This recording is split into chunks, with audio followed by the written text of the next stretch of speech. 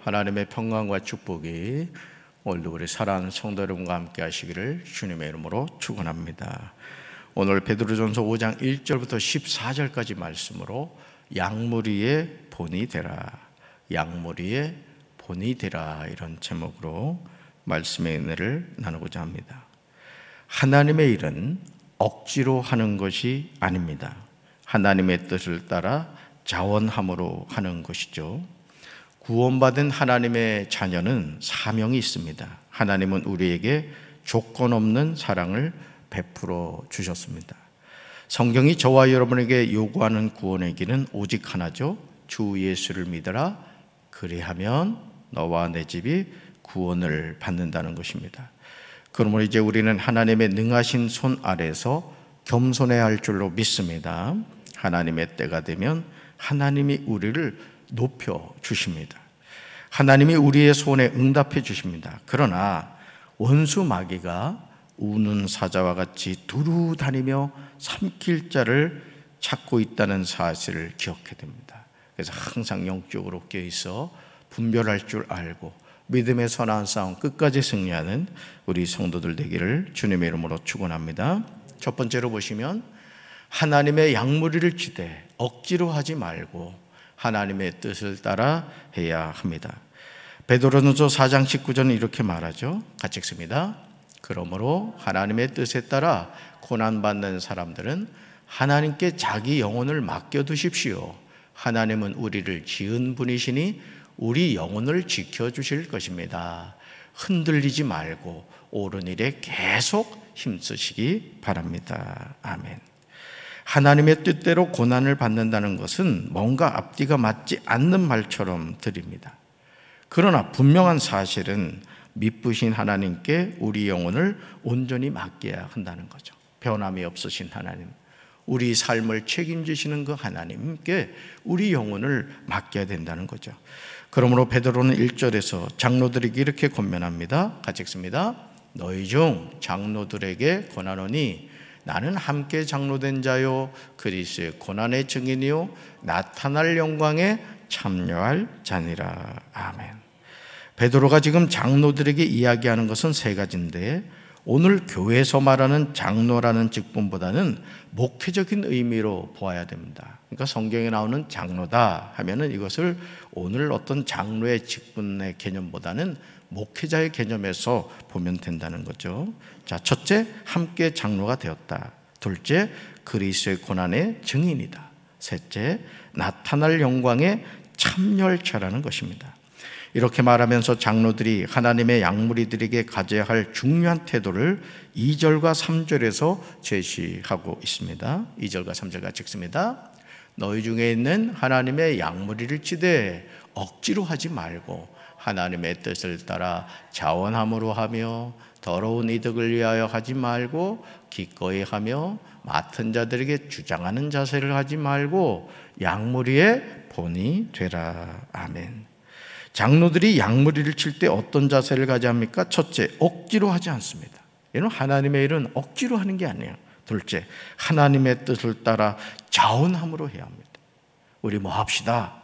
예를 들어 이번 주 토요일 날 우리 성탄 트리를 준비할 텐데 뭐 합시다 하면 그럽시다 이렇게 해야 된다는 거죠. 셋째, 더러운 이득을 위하여 하지 않습니다.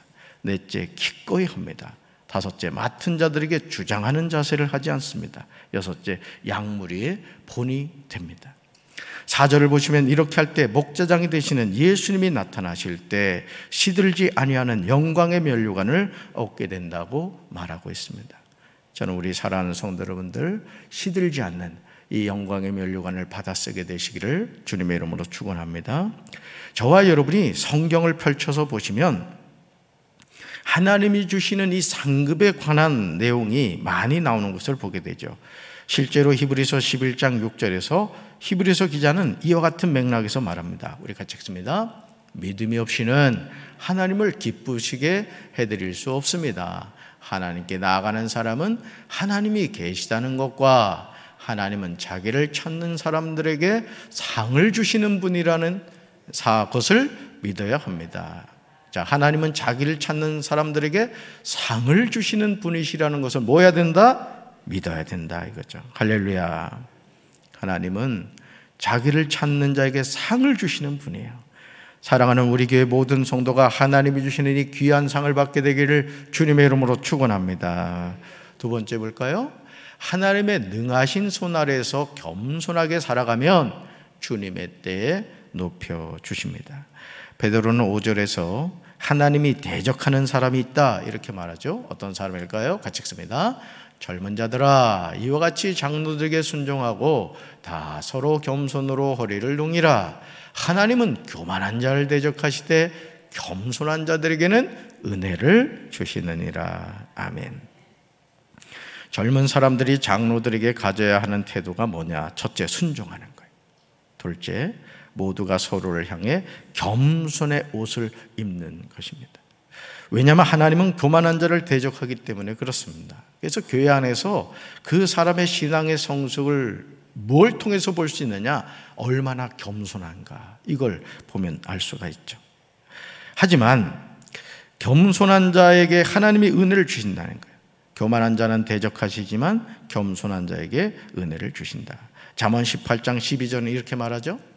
사람의 마음의 교만은 멸망의 선봉이요 겸손은 존귀의 길잡이이니라. 그러므로 저와 여러분은 하나님의 능력의 손 아래로 자기를 낮춰야 할 줄로 믿습니다. 하나님의 때가 되면 하나님께서 저와 여러분을 높여주신다는 거죠. 여기서 하나님의 능하신 손 아래서 겸손하다는 것은 7절에 나오듯이 우리 염려를 주님께 맡기는 삶이 있어야 된다는 거예요. 여러분, 겸손하다는 게 뭘까요? 그것은 하나님께 내 인생을 다 맡기는 거예요. 나의 기도 제목, 내 염려와 근심 걱정을 하나님께 맡기는 거예요. 뭐죠? 하나님을 믿는다는 표현이죠. 저는 하나님이 이런 분이라는 것을 믿습니다, 이런 뜻이에요. 그래서 7절에 보면 이렇게 나오죠. 암송하셔야 될 말씀입니다. 같이 읽습니다. 너희 염려를 다 주께 맡기라. 이는 그가 너희를 돌보심이라. 아멘. 여기서 절대 빼먹으면 안 되는 낱말이 있어요. 다. 요 다자를 빼먹는 사람들이 있어요. 그래서 내가 염려할 건 염려해야 돼, 이런 생각을 하는 분들인데, 다 맡겨버리시기 바랍니다. 하나도 남김없이 맡겨버리셔야 돼요. 여러분 기억하시기 바라요. 하나님의 능하신 손 아래에서 겸손하게 사는 길은 우리의 염려를 하나님께 다 맡길 때 가능하다는 거죠. 어떤 근거에 의해서죠? 하나님이 우리를 돌보신다는 믿음에 의한 것이죠. 여러분 어린 시절 저도 저희 어머니가 강원도 말로 퍼대기라 그래요. 퍼대기로 업어서 키웠거든요. 그럼요, 이 아기가 이래 보면은 이 참 순둥이들은 퍼대기로 이렇게 해놓으면 어머니 등에 탁 붙어가지고 그냥 어머니가 업었는지 안 업었는지 모를 정도로 그렇게 합니다. 근데 이 승깔 사나운 애기들은 뒤로 막 자빠지고 막 그래. 그런 애들은 풀어 버려야 돼, 그냥. 그러니까 여러분, 우리가 염려를 맡긴다는 건 뭐냐면은 마치 어머니 등에 갓난아기가 바싹 붙어 있으면 어머니가 힘이 안 들어요. 그렇듯이 하나님 아버지 등에 바싹 붙여 있는 거예요. 그냥 뭐예요? 그냥 하나님이 알아서 해주세요. 살리시든지 죽으시든지 알아서 해주세요. 그럼 우린 뭐 하면 돼요? 하나님 찬양하고 기도하고 예배하며 살아가면 되는 것이죠. 할렐루야. 여러분, 우리가 하나님께 모든 것을 맡기신다는 것은 하나님이 우리를 돌보신다는 믿음에 의한 거예요. 이 믿음이 없으면 우리는 매일 매순간 염려하게 살아가게 됩니다. 따라서 신앙생활은 영적인 싸움입니다. 아멘. 저와 여러분이 영적으로 분별하지 않으면 우리는 마귀의 밥이 되고 말아요. 정말 두려운 일이죠. 그러므로 베드로는 8절과 9절에서 우리의 대적이 누구인가를 분명하게 제시합니다. 우리의 주적이 누구냐 이거예요. 우리가 신앙생활하면서 이 땅을 살면서 우리 주적이 누구냐라는 것이죠. 자, 8절과 9절 같이 읽습니다. 근신하라, 깨어라. 너희 대적 마귀가 우는 사자같이 두루 다니며 삼킬 자를 찾나니 너희는 믿음을 굳건하게 하여 그를 대적하라. 이는 세상에 있는 너희 형제들도 동일한 고난을 당하는 줄을 알미라. 아멘. 왜 저와 여러분이 정신을 차리고 깨어있습니까? 그 이유는 우리 대적 마귀가 우는 사자같이 두루 다니며 삼킬 자를 찾고 있기 때문에 그렇습니다. 마귀는 배가 고파서 울어대는 사나운 사자처럼 찢어 삼킬 먹이를 찾아다니고 있습니다. 그렇다면 마귀를 대적할 방법이 뭘까요? 믿음을 굳건하게 하여 마귀를 대적하는 거예요. 네, 여러분, 오늘도 우리 주변에 마귀가 득실거립니다. 어떤 사람이 마귀는 아닙니다. 여러분 잘 분별하셔요. 남편이 마귀처럼 보일 때가 있죠. 남편은 마귀가 아니에요. 단 마귀에게 붙잡혀서 기도 생활을 방해한다거나 예배 생활을 방해하는 역할을 할 수 있어요. 이것은 믿는 사람들도 마찬가지입니다. 저도 그럴 수가 있어요. 담임 목사인 저도 영적으로 깨어있지 않으면 마귀의 도구로 쓰임을 받는다는 거죠. 저는 저와 여러분이 마귀의 도구로 쓰임받는 인생이 아니라 성령의 도구로 쓰임받아 하나님께 영광 돌리는 삶을 살게 되기를 주님의 이름으로 축원합니다. 자, 마귀를 대적하는 방법이 뭐라고요? 믿음을 굳건하게 하는 거예요. 다시 말해서 마귀의 공격을 받더라도 흔들리지 말고 주님을 믿고 의지하는 겁니다. 지금도 온 세계에 있는 그리스도인들이 이와 같은 고난을 받고 있는 거예요. 그래서 믿음이 이기네, 믿음이 이기네, 주 예수를 믿음이 온 세상 이기네. 할렐루야. 세 번째 볼까요? 모든 은혜의 하나님이 우리를 그리스도 안에서 부르셨음을 기억해야 합니다. 저와 여러분이 하나님의 부르심을 받았다는 것은 축복 중에 축복입니다. 이 부르심에 대한 고백이 확실하면 우리는 우는 사자같이 두루다니며 삼킬자를 찾는 마귀의 역사를 분별하게 되는 거예요. 아, 이거 마귀 역사구나. 그렇죠? 뜬금없이 그냥, 예를 들어 그래요. 예배를 드리러 왔는데 괜히 김 집사가 김세계 말에 막 짜증을 내는 거예요. 아무 이유도 없어요. 그럴 때 여러분이 어떻게 분별해야 돼요? 김새지 말고, 이거 마귀가 역사하는구나, 이렇게 분별을 해야 돼요. 그러면 지나가는 거예요. 그러니까 여러분, 우리가 매 순간이 그렇습니다. 매 순간이 막 혈기를 부리게 만든다거나 막 삐지게 만든다거나 열받게 만든다거나 이런단 말이죠. 그럴 때 우리가 뭐 해야 된다? 잘 분별해야 된다는 거예요. 베드로는 10절에서 저와 여러분이 기억해야 하는 중요한 고백을 하고 있어요. 저는 저와 여러분이 이 고백을 하게 되시길 주님의 이름으로 축원합니다. 같이 읽습니다. 모든 은혜의 하나님 곧 그리스도 안에서 너희를 부르사 자기의 영원한 영광에 들어가게 하시니가 잠깐 고난을 당한 너희를 친히 온전하게 하시며 굳건하게 하시며 강하게 하시며 털을 견고하게 하시리라. 아멘. 베드로는 이 10절에서 하나님이 어떤 분이신가를 세 가지로 소개하면서 설명하고 있어요. 10절 다시 보세요. 첫째, 하나님은 어떤 하나님? 모든 은혜의 하나님이다. 모든 은혜의 하나님. 둘째, 그리스도 안에서 부르신 분이다. 셋째, 자기의 영원한 영광에 들어가게 하시는 분이다 라는 거예요. 그렇다면 하나님이 우리를 부르신 이유가 무엇일까? 첫째, 우리를 온전하게 하세요. 여러분, 하나님을 가까이 하면 우리가 온전하게 됨을 믿으시기 바랍니다. 둘째, 우리를 굳건하게 하세요. 하나님을 가까이 하면 흔들리지 않아요. 아주 요동하지 않아요. 셋째, 우리를 강하게 하세요. 위대하고 강하신 주님, 우리 주 하나님 찬양만 부르지 말고 진짜 그 하나님이 나를 어떻게 하신다? 강하게 한다. 마귀와 싸워서 승리하게 하신다. 넷째, 털을 견고하게 하신다는 거죠. 그러므로 우리는 하나님을 만나야 할 줄로 믿습니다. 여호와의 선하심을 맛보아 알아야 돼요. 지금 베드로가 고백하는 하나님은 그의 고백적인 삶을 통해서 나온 하나님입니다. 우리는 피상적인 하나님을 말해서는 안 돼요. 내 삶에서 역사하신 그 사실을 이야기할 수 있어야 됩니다. 여러분, 하나님은 지금도 시퍼렇게 살아계신 줄로 믿습니다. 하나님을 만나야 되는 거예요. 하나님을. 그러니까 우리가 왜 두려워하고 염려하고 근심하고 걱정하느냐? 하나님을 만나지 못해서 그래요. 또 하나님을 만났어도 그게 먼 옛날 얘기요. 내가 젊었을 때 삼각산에서 그 기도 바위에서 불을 받았는데, 그래서 어떻다는 얘기? 지금 하나님을 만나야죠. 할렐루야. 생생하게 살아계신 하나님을 만나야 돼요. 그런데 10절에서 우리가 주목해서 보아야 하는 구절이 있습니다. 그것은 잠깐 고난을 당한 너희를 이라는 내용이에요. 사랑하는 성도 여러분, 그리스도 안에서 우리를 하나님이 부르신 줄로 믿습니다. 아멘. 어느 때 우리를 부르셨어요? 우리가 잠깐 고난을 당할 때죠. 인생은 고난을 당할 때 하나님을 찾게 돼요. 여러분, 애가요 아프지도 않고 배부르고 하면 엄마 안 찾아요. 근데 뭐 아프거나 배가 고프면 엄마 하잖아요, 그죠? 밖에서 막 그냥 정신없이 친구들하고 놀다가 뛰어오면서 뭐라고 불러요? 엄마 하고 불러요. 뭐요? 배고파요, 이 얘기란 말이죠. 그러니까 우리도 살아가는 삶의 여정에서 왜 하나님이 고난을 허락하시느냐? 날 찾으라 이거예요. 너 나를 만나야 되지 않니? 인생의 고난, 때론 그게 가난일 수 있고 병들미일 수 있고 어떤 어려움을 통해서 하나님을 우리가 찾게 하신다는 거죠. 그럼 뭐 하면 돼요? 하나님을 찾고 만나면 될 줄로 믿습니다. 이것이 우리 육신의 본성이라는 거죠. 육이 죽어야 영이 산다는 말은 바로 이것입니다. 그러므로 시편 119편 71절에서 시편 기자는 고백합니다. 같이 읽습니다. 주께서 고난을 주셨으나 오히려 이것에게는 약이 되었습니다.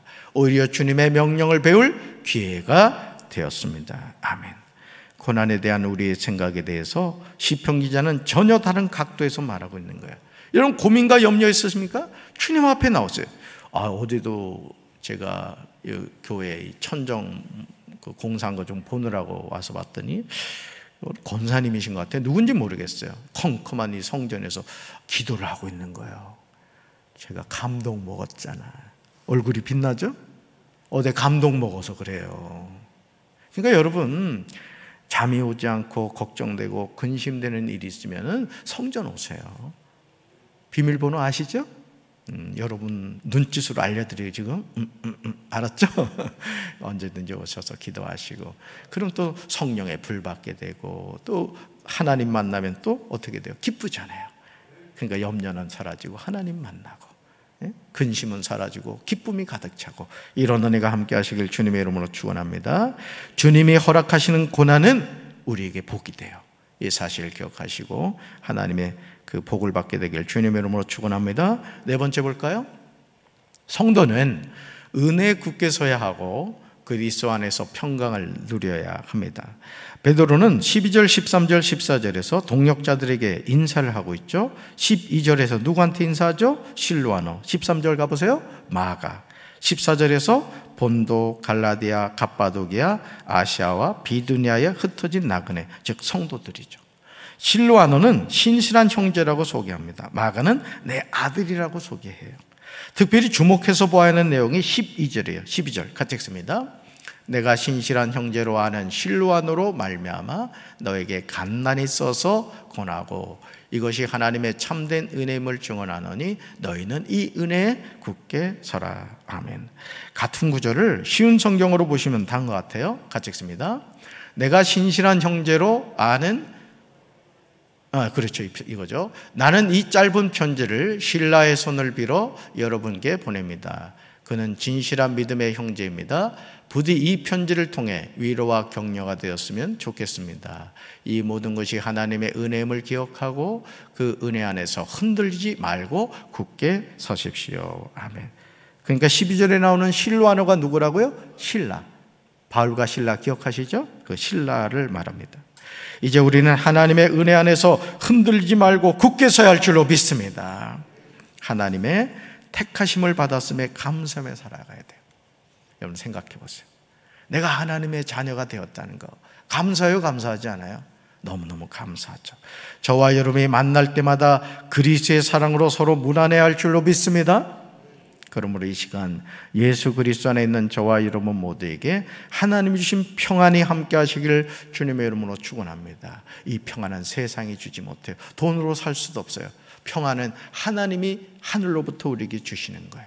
오늘 하루도 주님이 나를 불러주셨음에 감사하고 인생의 고난 가운데 있다 할지라도 그 고난은 무슨 뜻이다? 하나님만 바라보라는 사인이구나. 이 사실을 기억하시고 주님의 몸된 전에 나와 부르짖어 기도하다가 성령의 불 받고 하나님의 은혜로 충만해지는 오늘 이 하루의 삶이 되기를 주님의 이름으로 축원합니다. 가슴에 손 얹겠습니다.